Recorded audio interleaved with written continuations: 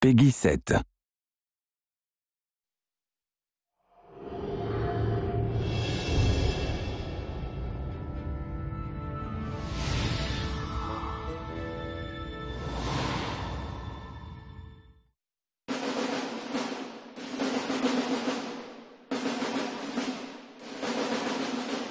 Disneyland is kind of the foundation for everything in the game. Finding a place that everyone knows, everyone understands, everyone has been to and has feelings about, that was really important to me, that we sort of suck people in with the familiar and then sort of turn everything upside down.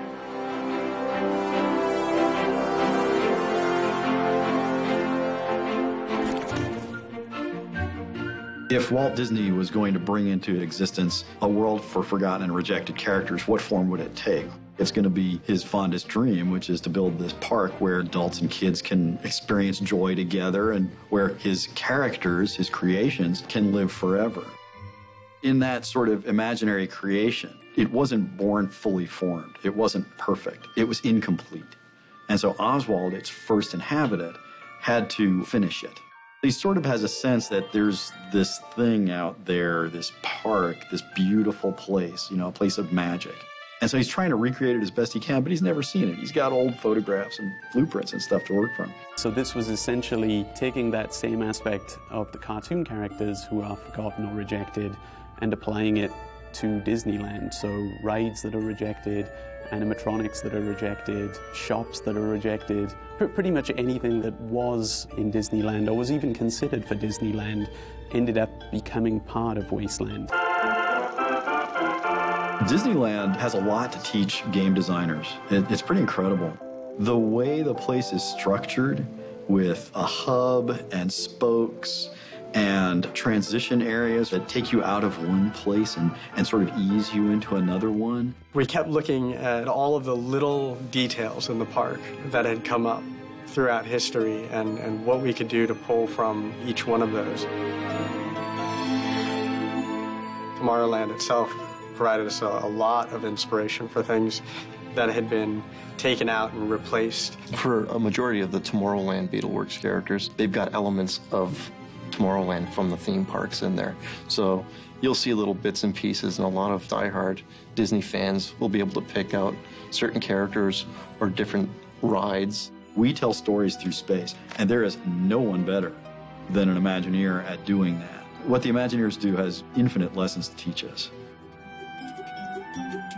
There were a variety of things that we drew direct inspiration from. The first one actually was a location called Mean Street. I knew that I needed an instantly recognizable place. And so Main Street, USA, that iconic image that we all have burned in our brains from early childhood, that image had to be in the game, and it had to be slightly warped.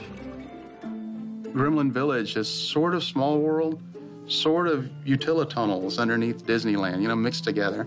It maintains the same Mary Blair feel of texture and color and, just crazy circus kind of palette. Yet we come back and totally weather it and wear it and dilapidate it. The iconic clock tower.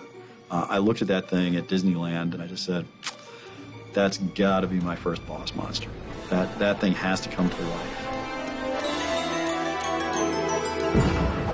For Lonesome Manor, we start out in the graveyard. In the park, there's actually a line that kind of meanders through the graveyard. We kept the same sort of theme, but kind of turned it into more of a platforming experience. We kept certain rooms and themes, the ballroom, the library, the stretching room. Everyone who goes to Disney World stands there and they watch those paintings stretch and they see the flashes at the top.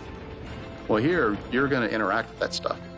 We wanted to hint, at the real place, at the real Disney, but from there we could veer off and make it as dark or crazy as we wanted it to be, which was really fun. It really kind of falls into this world of Wasteland being something that people can identify with and feel very familiar and comfortable, but at the same time, it doesn't quite match up to reality, and of course that's as intended.